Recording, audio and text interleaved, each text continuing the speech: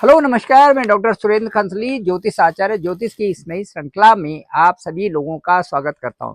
दोस्तों, आज बात करने जा रहे हैं हम कैप्रिकॉर्न साइन की, मकर राशि की। और मकर राशि में अभी देखेंगे कि ठीक मकर राशि के थर्ड हाउस में इस समय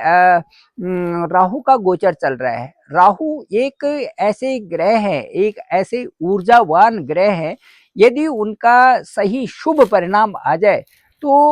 उस जातक को बहुत कई प्रकार से प्रगति उनकी करा देते हैं। चाहे वो करियर से संबंधित हो, चाहे आपका अपना व्यक्तिगत हो, या अपने इंडिविजुअली रूप से आपको संवार देते हैं, या फिर वो सामाजिक तौर से आपको बड़े दायित्व तो वहाँ पर मिल जाते हैं, और जिससे कि आप ऑल ऑफ सडन समाज में एक प्रसिद्धि पा लेते हैं। जैसे कि पॉलिटिक्स में जाना, या किसी भी फील्ड में जहाँ पर आप जॉब कर रहे हैं वहाँ पर एक अच्छे लीडरशिप के रूप में रहना, या अच्छे स्टेटस के रूप में रहना। और साथ साथ में राहु आपका फेम जो है वो बहुत अधिक रूप से वहाँ पर बढ़ा देते हैं।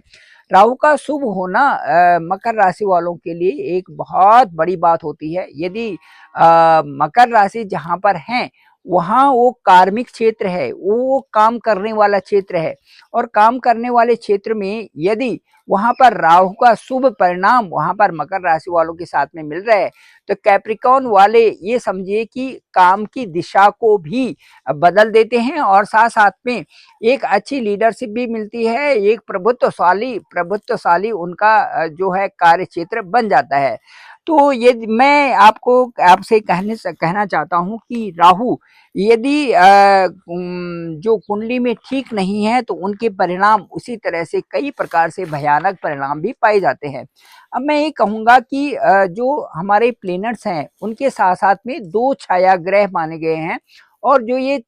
जो चंद्रमा का जो एक नॉर्थ नोड और एक साउथ नोड है, इन्हीं को राहु और केतु के नाम से जाना जाता है। राहु और केतु उस एक्सिस पे हैं, नॉर्थ और साउथ में, उस बिंदु के रूप में है जहां पर कि जब और प्लेनेट का जो ट्रांजिट होता है, उस ट्रांजिट में राहु और केतु के जो एक्सेस है वो विशेष रूप से प्रभावित वहां पर होते हैं। छाया ग्रह का मतलब है कि एक इस तरह से लगना कि जिसका कि प्रभाव जो प्लेनेट्स के साथ में तो है ही, उनका प्रभाव पूरे इस पृथ्वी जगत में राहु और केतु का प्रभाव पूर्ण रूप से पाया जाता है। और इनकी जो दशाएं हैं वो भी 18 ईयर्स की दशा होती है राहु की, और वैसे ही 7 साल की जो केतु की दशा भी 7 साल की होती है। तो ये जो दशाएं हैं, और जो ये राहु का जो ये इतना बड़ा लंबा अंतराल है जो दशाओं का, ये इसमें ये सोचने वाली बात होती है कि राहु का प्रभुत्व कैसा है और क्यों ये इतना ज्यादा प्रभावित करते हैं। यदि राहु एक्चुअली भोगने वाला ग्रह है, भोगने का मतलब है कि जहां पर भी जिस हाउस में भी आपकी कुंडली में जाते हैं, उस हाउस से संबंधित सारी बाउंडेशन उस समय खत्म कर लेते हैं। यदि वो इनकम हाउस में है तो केवल इनकम के बारे में वहां पर सोचना कि किसी भी मीन्स से वहां पर पैसा आना चाहिए। यदि आपके धार्मिक क्षेत्र में है तो वहां पर ये कहेंगे कि धार्मिक क्षेत्र में वाहवाही होनी चाहिए, या फिर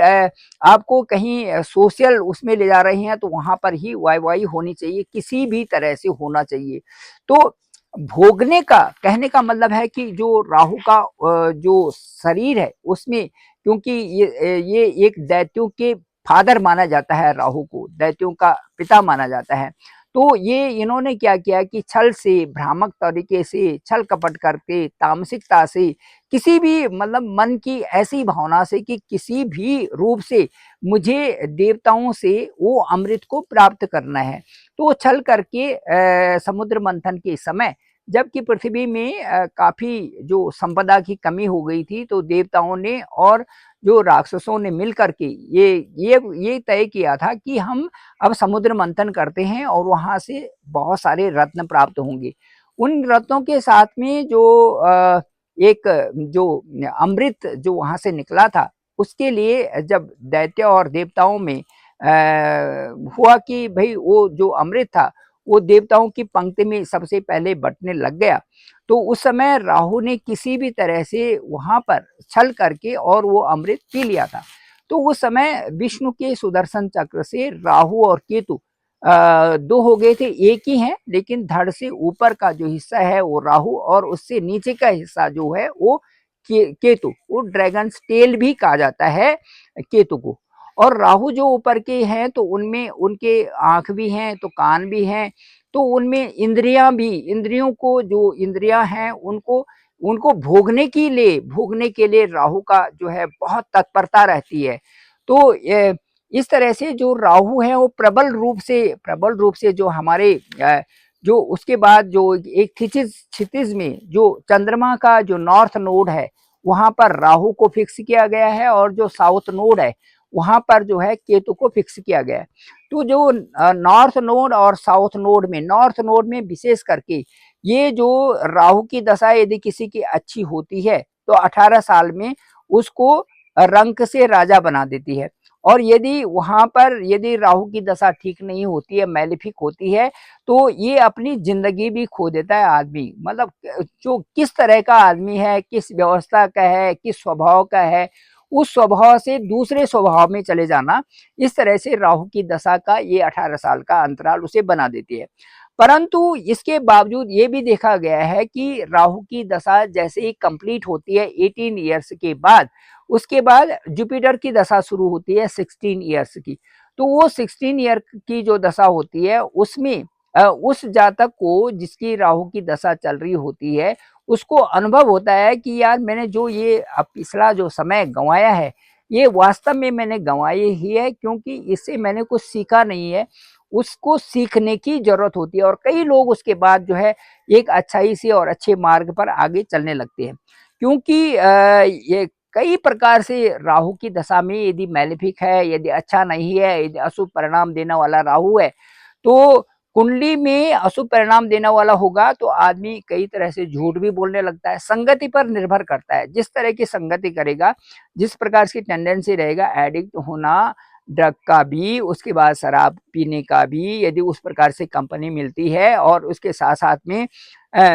आप ये बताइए कि जो जो गलत कार्य है उनमें यदि जहां जहां पर हो जाएगा उसके पीछे ही पड़ जाना, ये राहु का है। मतलब उस वैसे ही कामों में उसको बहुत आगे ले जाना, और किसी भी तरह से भटक जाना, रास्ते से भटक जाना, स्टेबिलिटी नहीं होती। और साथ साथ में कई लोग तो ये होते हैं कि अच्छी अच्छी फील्ड में जाना चाहते हैं, कोई डॉक्टर बनना चाहता है, इंजीनियर बनना चाहता है, प्रोफेसर बनना चाहता है, और भी कई ऐसे बहुत अच्छे अच्छे क्षेत्र होते हैं जिनमें कि वो प्रोग्रेस करना चाहते हैं, लेकिन वो प्रोग्रेस बीच में रुकती है उनकी इस कारण से, क्योंकि जब राहु की दशा आती है तो उसमें वो भटकंत बन जाती है। और यदि राहु अच्छे नहीं है तो उनकी वो जो साइड है वो चेंज करके और साइड में चले जाते हैं। कोई अच्छा खासा उसने ग्रेजुएशन जो साइंस से कर रखा है, पता चला कि वो सीए करने लग गया। जो जो जिसने सीए कर रखा है वो पता चला कि वो फैशन डिजाइनिंग में चला गया। इस तरह से मतलब अजीबोगरीब चेंज, अजीबोगरीब उसमें व्यवस्था में जो है परिवर्तन इसमें आ जाता है राहु की दशा में। तामसिकता बढ़ जाती है, और वाणी में भी अच्छा ही नहीं रहती है, लोगों की बुराई करना, जो लोग कर रहे हैं उनकी संगत में बैठना, इस तरह से। तो ये सारी चीजें, सात्विकता नहीं रहती, मन क्रम वचन से सही नहीं रहना, किसी की भी जो है सही जो चीजें हैं उनको सही न कहना, और गलत चीजों को ही हाँ में हाँ मिलाना, इस तरह से। जो उनके डाइट भी हो ठीक न रहना, वस्त्र ढंग से नहीं पहनना, अपना ध्यान नहीं रखना और सावधान नहीं रखना, डिसिप्लिन नहीं रखना, ये सारी चीजें मैलेफिक होने से ये सारी चीजें अशुभ प्रभाव वहां पर आ जाते हैं।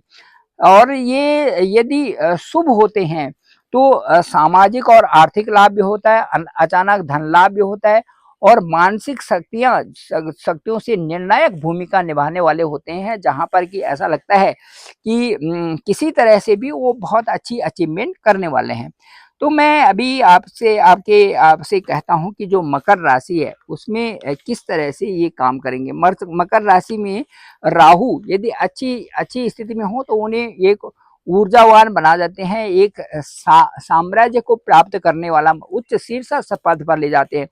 शनि कड़ी मेहनत भी करवाते हैं, दृढ़ निश्चयी भी बनाते हैं, और साथ साथ में मकर और राहु के साथ, क्योंकि मकर का जो लॉर्ड है वो शनि है और राहु और मकर दोनों आपस में इनकी मित्रता है, जीवन को प्रभावशाली बना देते हैं और उसमें उभर जाते, आगे चलने में उनको जो है वो एक बहुत अच्छा अचीवमेंट वहाँ पर मिल जाता है। अब मैं आपको ये बताऊंगा कि जो मकर राशि है उनके तृतीय हाउस में, मकर राशि के ठीक थर्ड हाउस में इस समय गोचर कर रहे हैं राहु। तो थर्ड हाउस क्योंकि पराक्रम का होता है, तो इस समय मकर राशि वालों का ये लगा हुआ है कि किसी भी तरह से हम अच्छी अचीवमेंट कर लेते हैं। ये मकर राशि और कैप्रिकॉर्न साइन वालों के साथ में है, क्योंकि थर्ड हाउस का राहु अच्छा होता है और किसी भी तरह से वहां पर काम करने की जो प्रेरणा है वो भी अच्छी है और जो लगन है वो भी अच्छी है, और साथ साथ में जो आपको आगे बढ़ने के लिए वो भी प्रेरित वहां से राहु कर रहे हैं, इसमें कोई संदेह नहीं। कुछ दिनों के बाद जो 18 मई 2025 के बाद राहु आपके ठीक सेकंड हाउस में आ जाएंगे और सेकंड हाउस जो है वहां पर कुंभ राशि होगी, मकर की दूसरी राशि होगी, वहां पर मकर से आगे वाली होगी कुंभ राशि, उसमें आ जाएंगे राहु। तो हालांकि जहां पर कुंभ राशि है, कुंभ राशि जो यदि हम कालपुरुष की कुंडली में देखें तो 11वीं राशि होती है और उनके भी लॉर्ड जो है शनि होते हैं। तो कुल मिलकर के कुछ मीन्स जो वेल्थ से संबंधित है राहु आपको जरूर देंगे। जो ये 1.5 साल का पीरियड अभी आएगा 18 मई 2025 के बाद मकर राशि वालों के लिए अच्छा इसलिए रहने वाला है कि वो एक तो शनि की राशि में रहेंगे राहु वहां पे, इसलिए 18 महीने तक आपको अच्छा परिणाम देंगे वेल्थ से संबंधित, वेल्थ से रिलेटेड। दूसरा वहां पर एक अच्छा वातावरण बनाने की कोशिश करेंगे परिवार में, और परिवार में भी आपकी रेपुटेशन वहां से होगी। अब ये भी डिपेंड करता है कि आपकी कुंडली में किस स्थान पर जो है राहु आएंगे, और आपकी कुंडली तो मैं चंद्र कुंडली से बता रहा हूँ, लेकिन आपकी कुंडली महत्वपूर्ण होगी और साथ साथ में दशा और अंतरदशा भी महत्वपूर्ण होगी। यदि इसी तरह से है आपका इस समय कि मकर लग्न है, तो मैं ये कह सकता हूँ कि सेकंड हाउस में अच्छी प्रोग्रेस वहां पर देखने को मिलती है, और साथ साथ में थोड़ा सा अपने दोस्ती अच्छी करनी जरूरी है, क्योंकि वहां पर जितना अच्छा आप पॉजिटिव माहौल बनाएंगे उसी तरह से आपके लिए अच्छे परिणाम भी होंगे। जैसी आपकी धारणा होगी, जिस तरह से आप रहेंगे उसी तरह से आपको यहाँ पर अच्छे परिणाम मिलने की पूरी संभावना है, क्योंकि सेकेंड हाउस में धन, कुटुंब और वाणी का होता है। तो धन का मतलब वेल्थ है, कुटुंब का मतलब हमारी फैमिली है, और स्पीच हमारा जो बोलने का तरीका है वो अच्छा होगा राहु और शनि के घर में रहने के प्रभाव से। लेकिन साथ साथ में वो ठीक होगा कि लोग आपकी बातें सुन रहे हैं और आप अच्छे ढंग से भी हैं और आक्रामक भी हैं, और साथ साथ में आपका पराक्रम भी अच्छा है। लेकिन उसके साथ साथ में ये देखना जरूरी होगा कि लॉजिकली आप किसी बात को बोलते हैं, सही बात को सही बोलना और गलत को गलत, इस तरह से यदि आप करते हैं और सही रास्ते पर चलते हैं तो काफी कुछ फायदा आपको इस साल में, 1.5 साल में जो आने वाला है, और राहु के अच्छे नतीजे आपके साथ में रहेंगे, जो कि आपके करियर में भी ग्रोथ देंगे, आपके वेल्थ में भी, फाइनेंशियल पोजीशन को अभी अच्छा बनाएंगे। साथ साथ में मुझे ये लगता है कि आपको चेंज जरूर आएगा उसमें, और चेंज जो आएगा आपका करियर से संबंधित वो अच्छा चेंज आपके लिए होगा, क्योंकि मकर राशि वाले काफी परेशान पीछे थे। तो अब जो है दशाएं, अंतरदशाएं और ये सारी चीजें उनके लिए अच्छे फेवरेबल होने वाले। Thank you very much. मैं डॉक्टर सुरेंद्र खंसली, ज्योतिष आचार्य। डिस्क्रिप्शन पे मेरा नंबर है 9868280191। आप डायरेक्ट मुझे कॉल कर सकते हैं, मैं आपका कॉल पिक करूंगा। आपके होरोस्कोप देखेंगे और उसमें जो भी मेरे से बन पड़ेगा मैं अपने अनुभव के द्वारा आपको जरूर बताऊंगा,